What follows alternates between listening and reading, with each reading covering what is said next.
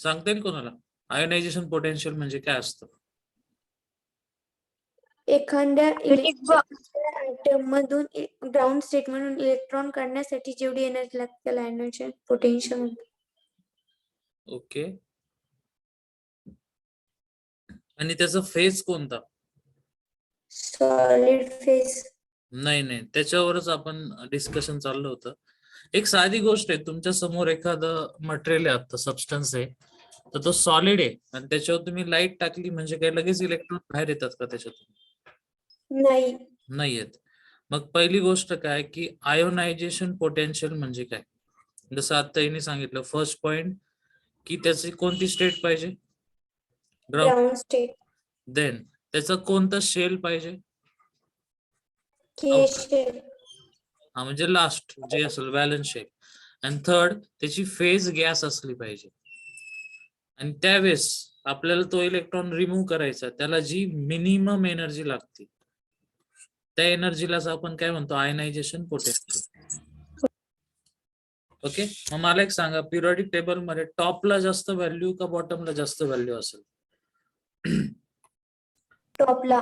Element असे असतात, बॉटमला element असे असतात. सो कोणाला जास्त एनर्जी लागेल? टॉपला, कारण साईज छोटी आहे, छोटी म्हणजे अट्रॅक्टिव्ह फोर्सेस जास्त, इलेक्ट्रॉन रिमूव्ह करायला एनर्जी पण कशी लागणार? जास्त.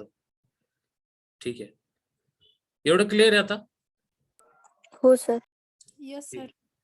सो आपण निगेटिव्हिटी बघितली, अफिनिटी भेटली, आयनायझेशन पोटेन्शियल बघितलं, ऍटॉमिक रेडियस तुम्हाला माहिती असणार आहे. ऍटॉमिक रेडियस काय असती? The distance between nucleus. बरोबर. ओके, दोघांनी पण बरोबर सांगितलं. सो न्यूक्लियस पासून last shell, this is nucleus, हे शेवटचं सेल आहे, याचं जे डिस्टन्स आहे ती झाली atomic radius. So what is ionic radius?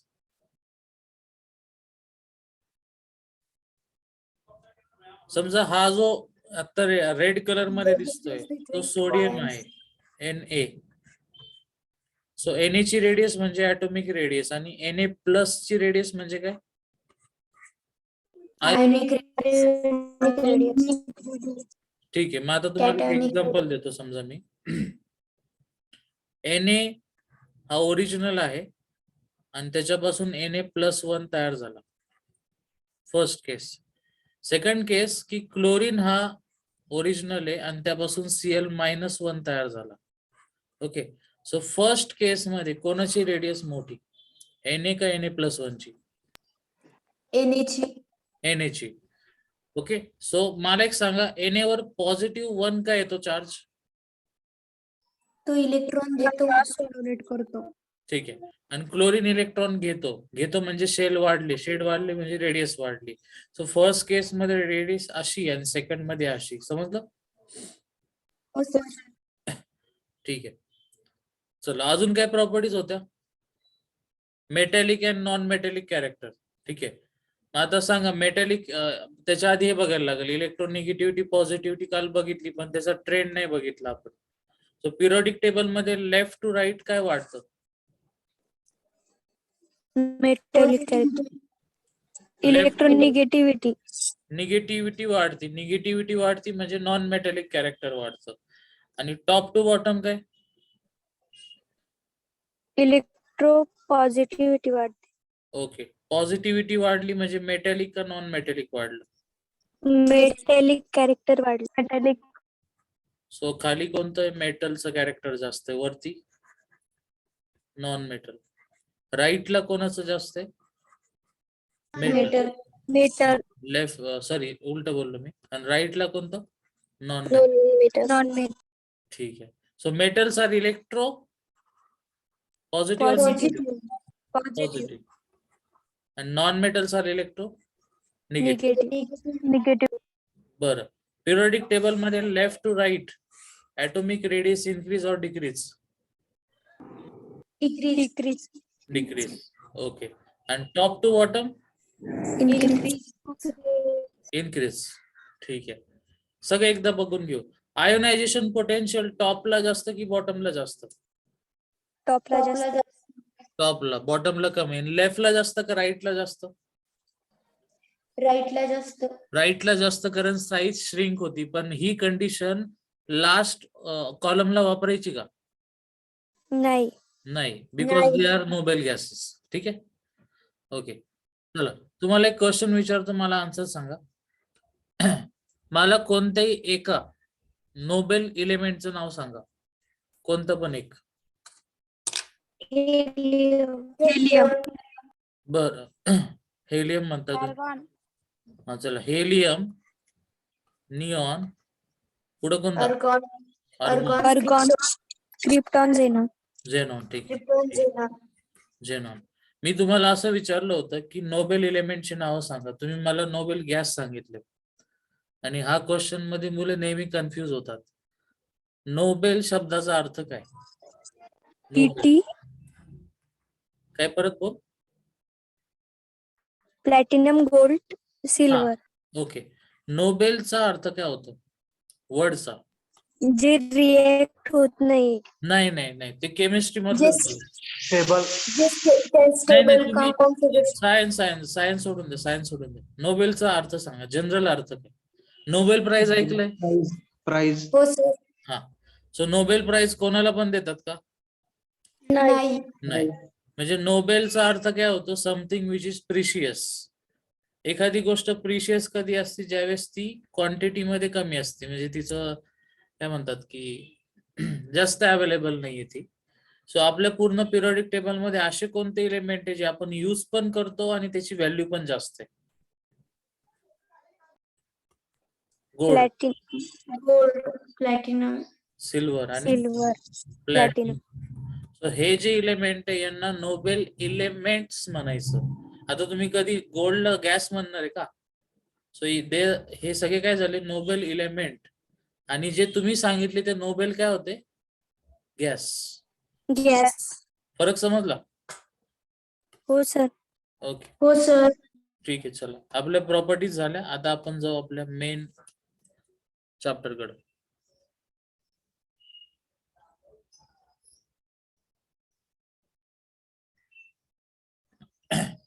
Okay, so आपल्याला बघायचं डीएनए ब्लॉक एलिमेंट. आणि त्या दिवशी याच्यातला एक पॉइंट बघितला होता. तुमच्या समोर एक टेबल आहे. टेबल मध्ये तुम्हाला 3 सिरीज दिसतात, फर्स्ट, सेकंड, थर्ड. आणि याच्यामध्ये तुम्हाला फर्स्ट सिरीज वरती जास्त क्वेश्चन विचारले जातात, त्यामुळे तिला थोडं जास्त स्टडी करायचं नीट. ओके, चला, किती एलिमेंट आहे या सिरीज मध्ये बघा. फर्स्ट सिरीज मध्ये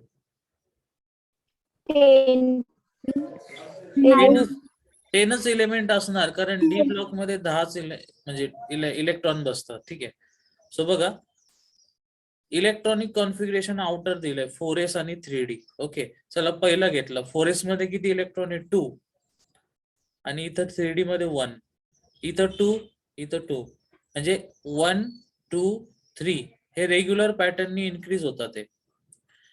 नंतरून 5 पण रेग्युलर आहे, 6 आहे, 7 आहे, 8 आहे. ओके, आणि देन 10. म्हणजे मिसमॅच कुठं कुठं झालंय? Krypton and copper. क्रिप्टॉन का chromium? Chromium. And this is copper. ठीक आहे, कॉपर. मग आता इथं काय झालं नीट बघा, की ऍक्च्युली इथं 4 पाहिजे होता. म्हणजे तो ऍक्च्युली कसा पाहिजे आपला? इथं 2 आणि 4 पाहिजे, पण त्यांनी वरतून एक इलेक्ट्रॉन घेतला आणि स्वतःला 5 मध्ये कन्वर्ट केले. इन द सेम वे इकडे कॉपर मध्ये बघा, हा काय पाहिजे होता? 2 आणि 9. नाही. पण त्यांनी एक इलेक्ट्रॉन वरतून घेतलं आणि स्वतःला 10 मध्ये कन्वर्ट केलं. सो याच्या मागे काय रिझन असेल? असं का केलं त्यांनी? नाही माहिती. बरं आहे का? स्टेबल होण्यासाठी. स्टेबल होण्यासाठी. मग स्टेबिलिटीची कंडिशन काय? Half fill electron and full fill electron. म्हणजे तीन हे असतात क्रायटेरिया. एक, तुमचा जो ऑर्बिटल आहे तो एम्प्टी असला. सेकंड, आता यांनी सांगितलं तसं काय हाफ पाहिजे, नाहीतर डायरेक्टली कसं पाहिजे? फुल. फुल. या 3 कंडिशनला जो तुमचा इलेमेंट आहे तो कसा असतो? स्टेबल. ठीक आहे, आता क्रोमियमचा प्रॉब्लेम असा आहे की क्रोमियमला वाटतं की मला Mn सारखं व्हायचंय, कारण Mn कसं आहे? Half field. हाफ फील्ड का म्हणतो? डी मध्ये किती electron? 5. 5, which is half field. So तो त्याला कॉपी करतो. ओके, आणि तो त्याला कॉपी करत असताना स्वतःला कन्वर्ट करतो. In the same way Jayden मध्ये किती आहे? 10. 10. तो यांनी पण तेच केलं. त्यामुळे कॉपर आणि क्रोमियम हे दोन्ही पण एक्सेप्शनल केसेस आहे या पूर्ण 21 to 30च्या मध्ये. एवढं समजलं का? हो सर. ओके, ठीक आहे. हे लक्षात ठेवा, कॉपर क्रोमियम डिफरंट आहे, रेग्युलर नाही आहे ते. त्याच्यानंतर समजा आपण सेकंड सिरीज मध्ये गेलो, तर सेकंड सिरीज मध्ये इथं तुम्हाला दिसत असेल की एक काम करा, तुम्हीच ऑब्झर्व करा, तुम्हाला काही ट्रेंड सापडतोय का? सगळ्याच गोष्टी इरेग्युलर आहे बघा एकदा. 1 2 डायरेक्ट 4 5 6 7 8 10 10 10. काही ट्रेंड आहे का इथं? नाहीये. 10. आता वरती बघा, वरती तुम्हाला 2 2 पण कॉमन दिसत होते सगळीकडे, एक्सेप्शनल केसेस सोडल्या तर. इथं ते पण कॉमन नाही, म्हणजे याला ट्रेंड आहे का? नाही. नाही. इन द सेम वे तुम्ही खाली बघा, इथं पण ट्रेंड सापडत नाही. एकदा ऑब्झर्व करा नीट. तुम्हाला इथं सगळे 2 2 2 2 दिसतात. 1 2 3 4 5 6 इथपर्यंत आले, पण पुढं तुमचा ट्रेंड मिसमॅच झालेला आहे. ओके, सो आता असं का होतं? बिकॉज आपण एक गोष्ट इथं विसरून गेलो मे बी, की इथं बघा ऍटॉमिक नंबर किती आहे? 57. आणि 57 नंतर डायरेक्ट किती आला? 72. मध्ये कितीचा गॅप आहे? 14. सो 14 म्हणजे काय? P block, A block element. मधला पहिला row, that is a lanthanide series. Okay, त्यामुळे ते एलिमेंट मध्ये खूप गॅप पडतो, म्हणून इथं त्यामुळे तसा तुम्हाला रेग्युलर ट्रेंड भेटत नाही. ओके, त्याच्यानंतरून बाकीच्या गोष्टी आहेत, नंतरून कळतील आपल्याला. अजून एक त्या दिवशी एक पॉइंट सांगितला होता, आठवत असेल तर, झेडेन नंतरून कोणता होता? CD, आणि नंतरून काय? HG. मला सांगा, या तिघांमध्ये काय कॉमन होतं? मी काहीतरी सांगितलं होतं, आठवत असेल तर. Non transition element. हा, नॉन ट्रान्झिशन एलिमेंट्स. ओके, म्हणजे ट्रान्झिशनची डेफिनेशन काय होती? D ऑर्बिटल मध्ये 1 to 9 इलेक्ट्रॉन फिलअप असले पाहिजे. म्हणजे Transition या तिघांमध्ये डायरेक्टली किती? D10. 10. ओके, ठीक आहे. आता सगळ्यांना दाखवतो का मी जे काही सांगितलं ते एक्सप्लेन केलेलं इथं आहे का? चला चेक करू आपण. हा, चला पहिली लाईन सगळ्यांनी नीट ऐकायची, आणि मेन पॉइंट तुम्ही आता चालू असताना हायलाइट केले, तुमच्या नोटबुक मध्ये लिहून घेतले तरी चालेल. फक्त तुम्हाला नोटबुक म्हटल्यावर तुम्हाला सवय असते सगळी लाईन लिहायची, गरज नाही. D block elements are called ना, त्यांचं दुसरं नाव काय? Transition element. So why they are called as transition? Because ते कुठं प्लेस करतात? एस आणि पी च्या मध्ये. ओके, याच्यात काही नवीन आहे का तुमच्यासाठी? नाही. नाही. दुसऱ्यामध्ये काय सापडतं का बघू. Their properties are transition between the highly reactive metallic element. Highly reactive कोणता ब्लॉक असतो? S block. And the elements of P block which are covalent. Covalent आहे म्हणजे याच्यामध्ये पण काही नवीन नाही, वरचाच पॉइंट खाली परत लिहिलेला आहे. ठीक आहे. Then typically the transition element have incompletely filled d orbital and transition element may be defined as the element.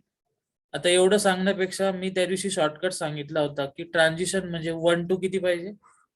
9. 9. Okay, so first second third मध्ये काही कोणाला डाऊट आहे? नाही सर. ओके, कोणाला असेल तर विचारा. हा, group 12, the zinc group elements have completely filled the orbital in the ground state. आता ग्रुप 12 म्हणजे कोणता? लास्ट वाला, ZnCdH. ओके, त्यामुळे त्यांना काय नाही म्हणणार, not regarded as Transition element. Okay, so तो पण पॉइंट आपला झाला होता. पुढे जाऊ. The general electronic configuration of d block element, ही त्यांची जनरल आहे. N-1D. अच्छा, हा पॉइंट मला सांगायचा आहे तुम्हाला, त्याला 2 मिनिटं साईडला ठेवू. ओके, देन खालचा बघू. ZnCdHg यांच्या या तिघांना काय म्हणणार?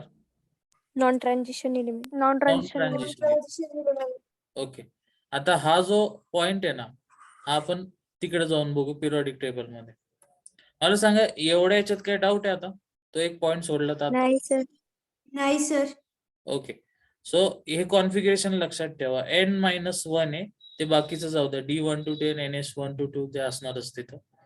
चला आपण जाऊ आता टेबलला ओपन करतो periodic table.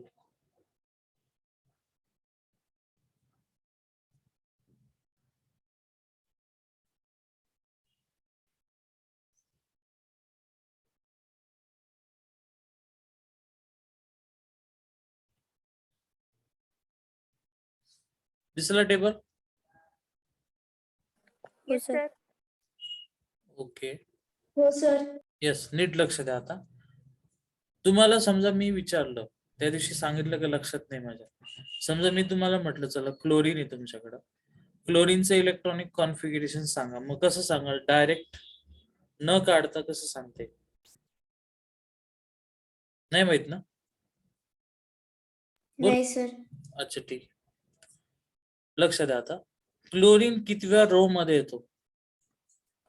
Third. 7 number. Third. नीट बघा लक्ष. थर्ड रो मध्ये. Third row. So third row मध्ये येतो त्यामुळे मी इथं लिहिलं 3. बरं कोणत्या ब्लॉक मध्ये येतो? पी. P block. बरं पी मधला कितवा कॉलम? इथून काउंट करा. कितवा कॉलम आहे? फिफ्थ. 5th. आलं का बरोबर? सांगा बरं. हो सर. ठीक आहे. सो आपण त्याचा ऍड्रेस डायरेक्टली सांगू शकतो. तसंच अजून एखादा करून बघा. चला तो आपल्याला चेक पण करता येईल असं. चला छोटासा घेऊ. नायट्रोजन. चला चला रो कितवी बोला? 2. सेकंड. Block P. पी मधला कितवा column? Third. So that is why 2. एकदा चेक करू आपण. ऍटॉमिक नंबर त्याचा किती? 7. मग कसं लिहिणार त्याला? 1s2 1s2 2s2 2p3. 2p3. आलं बरोबर? हो सर. हो सर. ठीक. बरं आता तुम्हाला हे लॉजिक कळलं असेल. चला आता आपण SC ला घेऊन बघू. SC. हा SC कितवा रो आहे? फोर्थ. 4. ब्लॉक कोणता आहे? डी. आणि कितवा कॉलम डी मधला? First. 1. So it is a 4d1. बरोबर आहे? ठीक. हो सर. चला लक्षात ठेवा काय आलं? 4d1 आलं. सो आता तुम्हाला मी परत तिकडे नेतो टेबलकडे.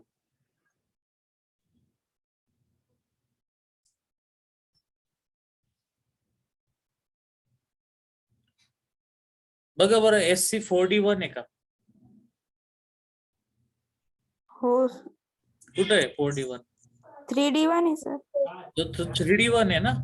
म्हणजे आपलं हो, काहीतरी सर. चुकतंय तिकडं. तिकडे जाऊन परत बघू आपण. परत बघा 34 रो आहे ना? n-1. सो त्यामुळं तिथे एक ऍडजस्टमेंट केलेली की तुम्ही तिथे n नाही घ्यायचा. n मायनस काय घ्यायचा? 1. 1. n is a principal quantum number. म्हणजे कोणता? हा 1 2 3 4 5 6 7. सध्या आपला 4 आहे. सो n ची व्हॅल्यू 4. सो 4 - 1 किती आला? 3. म्हणून 3d1 येतो. समजलं? हो सर. ओके. हो सर. एवढं का सांगितलं? बिकॉज तुम्हाला जनरल इलेक्ट्रॉनिक कॉन्फिगरेशन दाखवायची होती. सो आपले वरचे सगळे पॉइंट झाले. हा टेबल आपल्याला परत परत यूज करायचा नंतरून इथे येणार आहे आपण. आता नेक्स्ट आहे general trends in the chemistry of transition element. चला मला सांगा ट्रेंड म्हणजे काय असतं केमिस्ट्रीमध्ये? What is the meaning of trend? नाही माहिती. एखादी गोष्ट आपण सांगू शकतो left to right, increase decrease, त्यालाच म्हणायचं ट्रेंड. ठीक आहे. सो बघा पहिला metallic character. In d block element, the last but one shell of electron is expanding and thus they have many physical and chemical property common. ही जी line याचा अर्थ नीट समजून घ्या. मला सांगा S मध्ये जास्तीत जास्त काय पॉसिबल आहे? S1 आणि शेजारी S काय असतो? 2. P मध्ये P12 किती असतो? P6. P6. पण D मध्ये 1 2 डायरेक्ट किती असतो? 10. D10. म्हणजे शेजारी D2 आहे, शेजारी D3 आहे, म्हणजे यांच्या प्रॉपर्टी मध्ये जास्त व्हॅरिएशन असेल का? नाही, नाही. फक्त नाही. एक इलेक्ट्रॉन ऍड होतो. म्हणून शेवटची लाईन परत वाचा. दस they have many physical and chemical property. कशा आहे त्यांच्या? कॉमन. Common. पहिला पॉइंट समजला?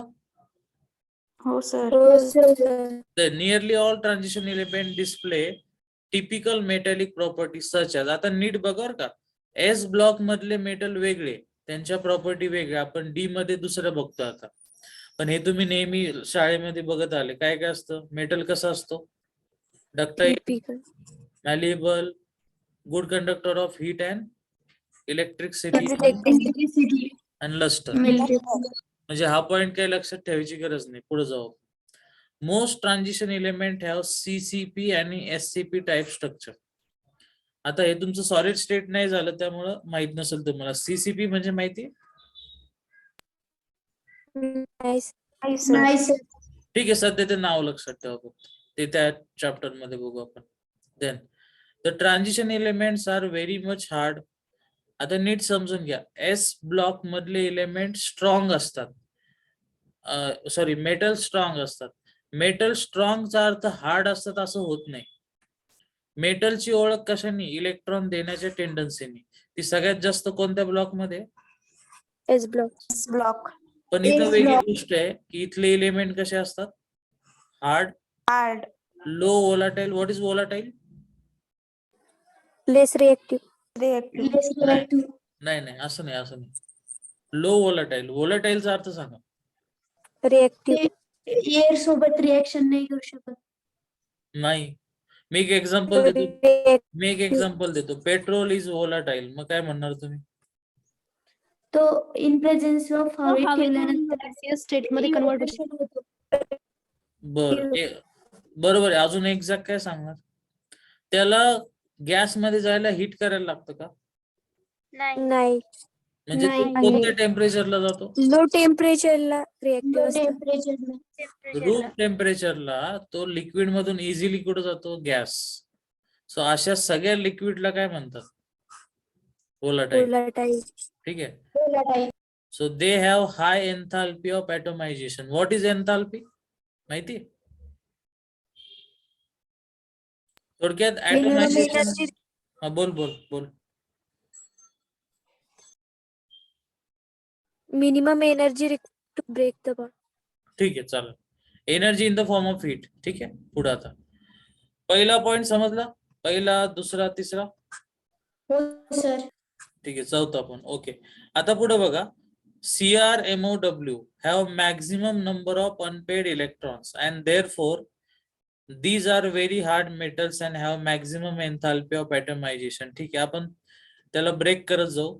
CRMOW हे 3 एलिमेंट आहे ज्यांच्याकडे मॅक्झिमम अनपेड इलेक्ट्रॉन असतात. चला आपण डी ब्लॉक बघतोय. सो डी मध्ये किती कंपार्टमेंट काढतो आपण नेहमी? 5. आणि 5 into 2 10 होतात. बरोबर आहे. आता मॅक्झिमम अनपेड इलेक्ट्रॉनचा काय असेल क्रायटेरिया?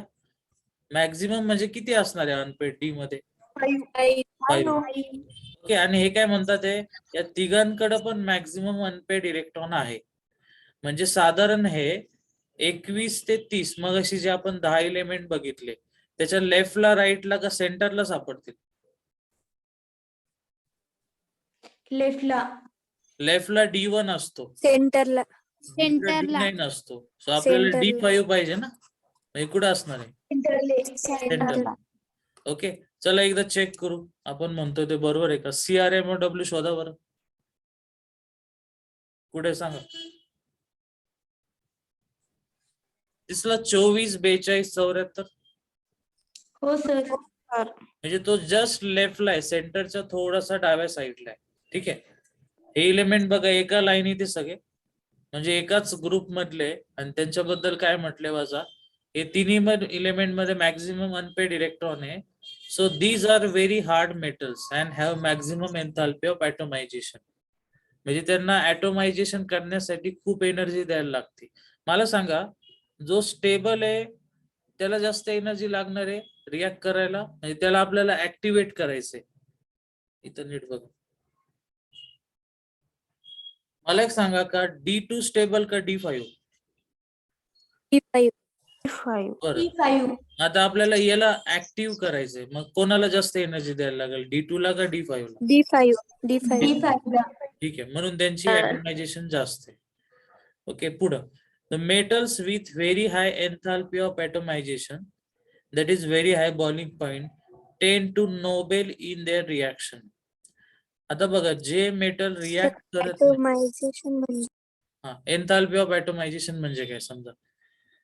ऍटोमायझेशन म्हणजे काय, समजा तुमच्याकडे ए असे एलिमेंट आहे, हे सेपरेट आहे आणि एकत्र आले त्याच्यापासून A5 तयार होईल ना. हो सर. सो या प्रोसेसलाच काय म्हणणार, ऍटोमायझेशन. Atomization. पण इथं ते काय म्हणतात आहे का, ते स्वतःच रिॲक्टिव्ह नाहीये, म्हणजे ते एकत्र यायलाच तयार नाहीये, म्हणून त्यांचं बिहेवियर कोणासारखं आहे, Noble gas. ओके.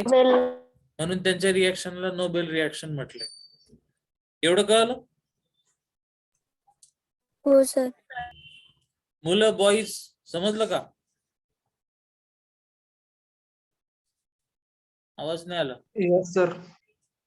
ठीक आहे, बाकी कोणीच नाहीये? निखिल? Yes sir.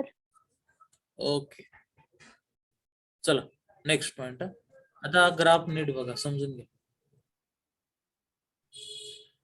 ग्राफच्या एक्स ऍक्सिसला काय वाचा बरं, Atomic number. ऍटॉमिक नंबर आहे, आणि इकडे एन्थाल्पी ऑफ ऍटोमायझेशन दिली या साइडला. नीट समजून घ्या, हे उगाचच ग्राफ नाही काढलेले. इकडे तुम्हाला एन्थाल्पी ऑफ ऍटोमायझेशन दिली, तर ऍटॉमिक नंबर दिला. ओके, आता ही थर्ड सिरीज आहे, म्हणजे इथं कोणता एलिमेंट आहे, SC, आणि शेवटी कोणता असणार आहे, Zn. Zn. 1 2 3 4 5. 5 ला कोण असणार आहे, 25 नंबरला कोण होता, Mn. ओके, तो असते. म्हणजे थोडक्यात हा पूर्ण टेबल किती एलिमेंटचा बनलेला आहे, 30. Okay, 30 element. करेक्ट. मग आता इथे तुम्हाला काय दिसतंय, तुम्हाला एक पॅटर्न दिसतोय का, इनक्रीजचा तिघांचा पॅटर्न सेम आहे, डिक्रीजचा पण सेमच आहे. हो, हो sir. सर. हो सर. ओके, बघा, the metals of 4D and 5D series have greater enthalpy of atomization. इथपर्यंत चेक करू चला. 4D आणि 5D यांची हाईट जास्त म्हणजे ग्राफ इकडे जास्त व्हॅल्यू. मग ही कसली व्हॅल्यू आहे, Enthalpy of atomization. Okay. So than the corresponding of the 3D, ते तर दिसते 3D खाली म्हणजे त्याची कमी आहे. And this is an important factor indicating for the occurrence of much more frequent metal-metal bonding in compound of heavy transition metal. म्हणजे काय, आता नीट समजून घ्या परत एकदा. 3D ची एनर्जी कशी आहे, कमी, आणि कम्पेअर 4D आणि 5D ची कशी आहे, जास्त. ठीक आहे, याच्यामुळे काय होतं बघा, this factor important indicating the occurrence of much more frequent metal bonding in the compound of heavy म्हणजे कोणते म्हणतात येते, 3D म्हणताय का 5D म्हणताय? 5D. कारण पिरियडिक टेबल म्हणजे, तुला म्यूट केलं कोण आहे, रोहन, आवाज येतोय?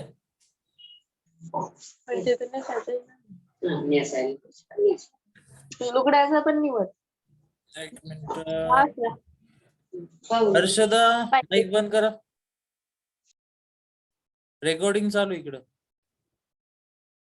ओके, बघा, मग हेवी कोणते, 5D, आणि जे 5D आणि 4D याच्यामध्ये कोणतं बॉन्डिंग जास्त दिसतं, मेटल. हा, ओके, ठीक आहे. सो हा ग्राफ आहे, हा ग्राफ नीट बघून ठेवा. याच्यातलं तुम्हाला फक्त माहिती पाहिजे का कुठे डिक्रीज कुठे इन्क्रीज आहे वगैरे, आणि इकडं एन्थाल्पी ऑफ ऍटोमायझेशन दिलेली. एवढं समजलं का? हो सर. ठीक आहे. Next is a melting and boiling point. चला, तुम्हाला तुमचं बेसिक पण बघायला लागेल मला काय कसं. चला, व्हॉट इज मेल्टिंग पॉइंट, आपण चालू करू आपलं main melting and boiling point. चला, melting and boiling point of block element is greater than s block. Reason काय? कारण मगाशीच बघितलं त्यांच्यामध्ये काय असतात, Stronger metallic bonds. Metallic. Metallic आता का स्ट्रॉंगर? कारण त्यांच्याकडे अनपेड काय असतात, इलेक्ट्रॉन. इलेक्ट्रॉन. electron. म्हणजे अनपेड म्हणजे D1 to D10, D9. D9. पुढं ZnCdHg, there is no unpaired electron present in d orbital, hence due to absence of covalent bond melting and boiling point are very low. साधी गोष्ट आहे, यांचं shell complete आहे, bond बनवतील का? नाही. नाही. जरी बनवला तर स्ट्रॉंग असेल का वीक असेल? वीक. वीक. त्यामुळे त्यांचं काय कमी, बॉइलिंग आणि Melting point. Melting point. Then in the 3D series, 3D म्हणजे वरची जी मी म्हटलं ना सारखी जास्त विचारतात, SC2CR. SC2CR म्हणजे 21 ते 24, टोटल 30 आहे.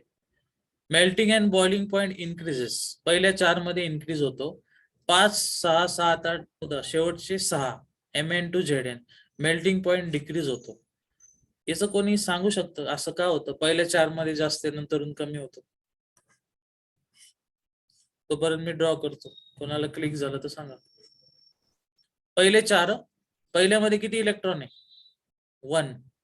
दुसऱ्यामध्ये 2, तिसऱ्यामध्ये 3, चौथ्यामध्ये त्याच्यानंतर 4 आणि पाचव्यामध्ये 5 नाही. ते आठवतं का? क्रोमियम 1 इलेक्ट्रॉन तिकडे देतो. मग जेवढे अनपेड इलेक्ट्रॉन जास्त तेवढं पेअरिंग स्ट्रॉंग होतं, बॉन्ड स्ट्रॉंग होतो. आणि बॉन्ड स्ट्रॉंग म्हणजे काय जास्त? Melting and boiling point. Okay. आता तुम्ही चालले Mn कडं, देन Zn कडे चालले, ऑटोमॅटिक इलेक्ट्रॉन भरत चालले. मग आता हे स्ट्रॉंग बॉन्ड बनवतील का? नाही. सो स्ट्रॉंग बॉन्ड नाही, त्यामुळे काय कमी, मेल्टिंग आणि Melting and boiling point. Okay. So in short 21 ते 24 इन्क्रीज आणि 24च्या पुढे 25 ते 30 काय असतो? Decrease. Decrease. ओके, ठीक आहे. Then as the number of unpaired D electron increases, ते ठीक आहे, तेच झालं, त्याची काही गरज नाही, आपण एक्सप्लेन केलं आता. एवढं समजलं? हो sir. Sir. ठीक आहे.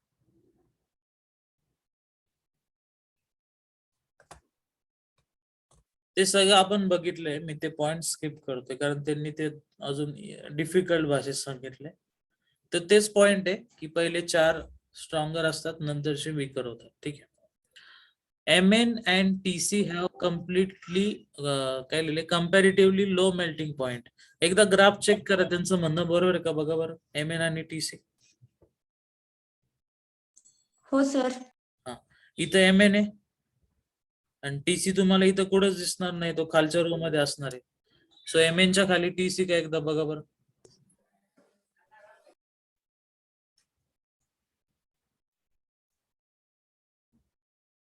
बघा बरोबर आहे, Mn च्या खाली Tc आहे का? हो sir. हो सर. म्हणजे Mn पण हाफ फील्ड आहे, Tc पण हाफ फील्ड आहे. मग Mn आणि Tc हाफ फील्ड स्टेबल असतात. मग बॉन्ड स्ट्रॉंग का वीक असणार? स्ट्रॉंग. परत विचार. Weak. वीक. जे स्वतः स्टेबल आहे त्यांचे बॉन्ड कसे आहेत? Weak.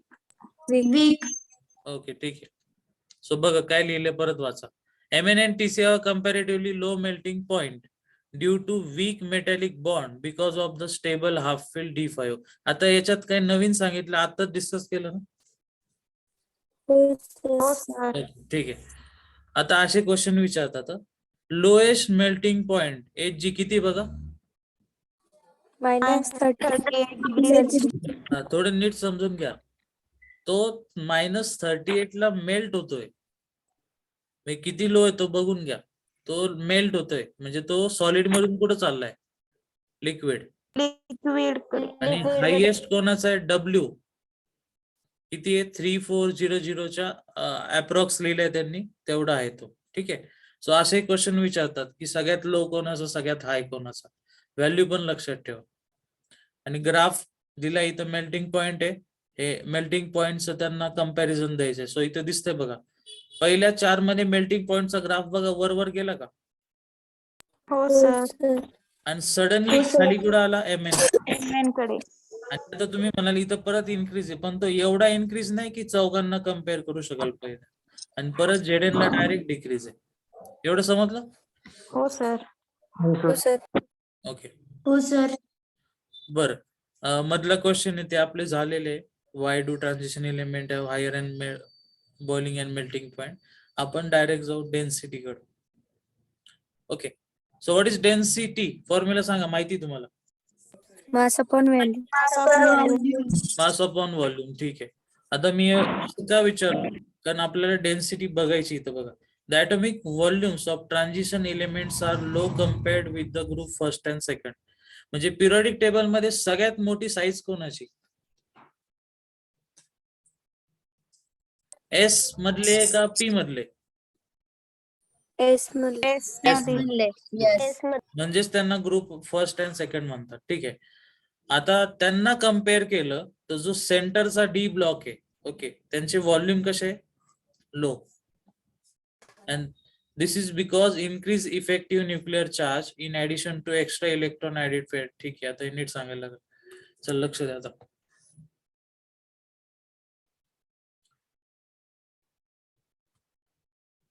This is your s block element.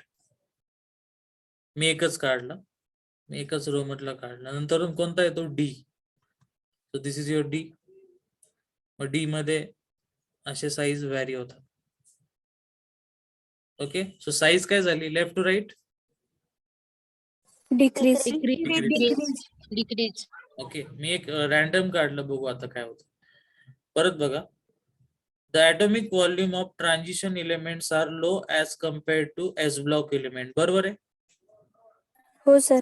ठीक आहे. हो sir. This is because the increase effective nuclear charge. म्हणजे आता काय होतं बघा, याचा जो न्यूक्लियस आहे आणि शेवटच्या सेलचं डिस्टन्स कसं आहे? जास्त आहे. जास्त. पण इथं न्यूक्लियस आणि शेवटच्या सेलचं डिस्टन्स कमी आहे. म्हणजे न्यूक्लियसचा कंट्रोल वाढतो कोणावरती? शेवटच्या इलेक्ट्रॉन.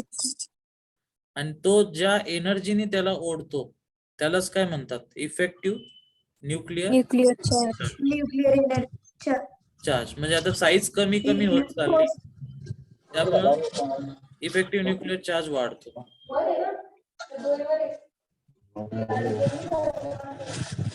काय नाव आहे? रितेश, माईक बंद कर. पुढे बघा आता.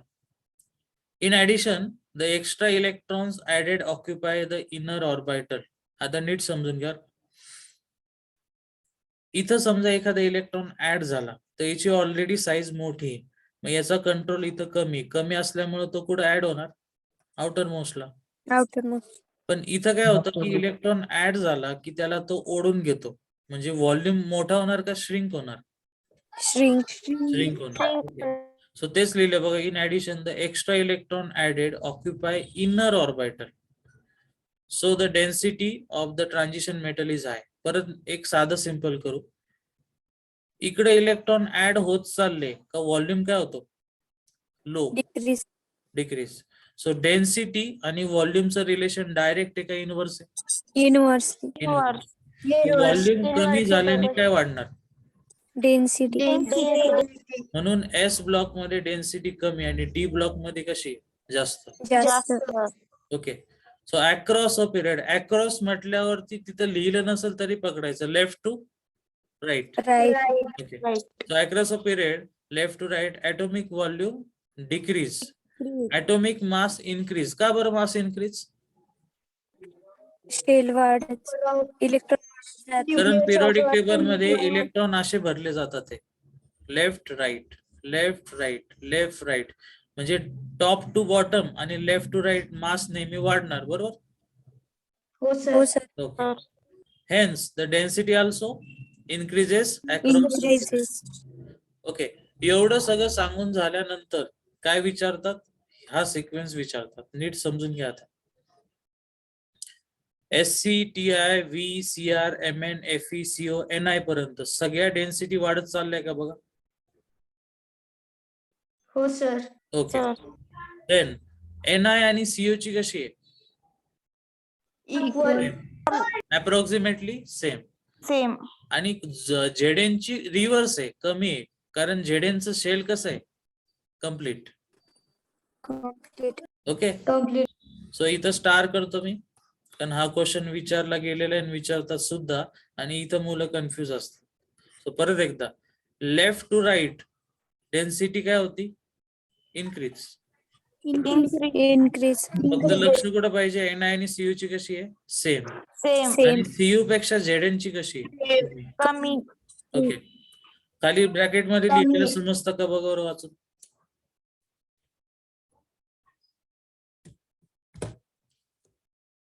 हो सर. Yes, sir. ठीक आहे. ओके, पुढे आता डेन्सिटी. डेन्सिटी म्हणतात एका 3D 4D 5D मध्ये सगळ्यात जास्त आहे. 3D वरती आहे, त्याच्या खाली 4D पिरियडिक टेबल मध्ये, त्याच्या खाली 5D. ओके, चला बघू. टॉप टू बॉटम व्हॉल्यूम वाढतो का? हो सर. वाढतो. हो सर. तुमचा फॉर्म्युला घेऊ, density is equal to mass upon mass volume. Upon mass upon volume. आता व्हॉल्यूम वाढला, व्हॉल्यूम वाढल्याने डेन्सिटी काय झाली, डिक्रीज. डिक्रीज. पण इथं तर उलट लिहिले, ते म्हणतात का बॉटमला जास्त आहे. असं कसं काय होतं, कारण Mass जेवढा वाढतो. व्हॉल्यूम वाढतो त्याच्यापेक्षा जास्त काय वाढतं, मास. मास. कारण बघा ना, तुम्ही समजा 3D म्हटलंय, तर 3D नंतरून 4D कडे जाताना पूर्ण पिरियडिक टेबल फिरून आपण खाली येतो, मग तेवढाच मास वाढतं. परत इकडून इकडे येतो, मास वाढतो. सो मास जास्त, व्हॉल्यूम कमी, म्हणून काय जास्त, डेन्सिटी जास्त. सो 3D 4D 5D मध्ये 5D ची सगळ्यात जास्त आहे. ठीक आहे. देन फायनली मॅक्झिमम डेन्सिटी कोणाची आहे, IR. येस, हे असे पॉइंट नीट लक्षात ठेवायचे. ते इथं शॉर्टकट मध्ये तुम्हाला काढून दिले. एनसीईआरटी वाचायला गेले तर तुम्हाला सगळे पॅराग्राफ भेटतात. असं मी म्हटलं म्हणून एनसीईआरटी वाचायचं नाही असं होत नाही. एनसीईआरटी स्टँडर्ड आहे, पण इथं तुमचं एक प्रिसाइज काम होतं, तुमच्या डोक्यात बसतात पॉइंट. ओके, डेन्सिटी समजलं सगळ्यांना? हो सर. हो सर. हो सर. एक मिनिट थांब.